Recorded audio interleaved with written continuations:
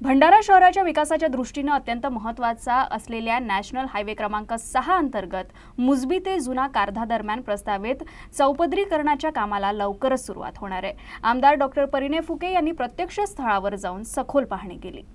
हा मार्ग भंडारा शहरातून जाणारा मुख्य वर्दळीचा रस्ता असून या प्रकल्पामुळे शहरातील वाढती वाहतूक कोंडी कमी होऊन नागरिकांचा प्रवास अधिक सुरक्षित, वेगवान व सुकर होणार आहे। रस्त्याची एकूण रुंदी, दर्जेदार डांबरीकरण, साईड ड्रेनेज सिस्टीम, पावसाळ्यात पाणी साचू नये यासाठी योग्य निचरा व्यवस्था, सर्व्हिस रोडची रचना, सिग्नल यंत्रणा, पादचारी व दुचाकी स्वारांसाठी सुरक्षितता तसंच अपघात प्रवण ठिकाणी आवश्यक संरक्षक उपाययोजना यावर विशेष भर दिला। काम सुरू करताना व्यापारी, नागरिक, शाळकरी मुलं व रुग्णवाहिकांना कोणताही अडथळा निर्माण होऊ नये यासाठी टप्प्याटप्प्याने काम करण्याचे तसंच पर्यायी मार्गांची योग्य व्यवस्था करण्याचे निर्देश त्यांनी संबंधित अधिकाऱ्यांना दिले। यासोबतच कामाचा दर्जा, पारदर्शकता आणि वेळेत पूर्तता याबाबत कोणतीही तडजोड होणार नाही असंही फुके यांनी स्पष्ट केलं।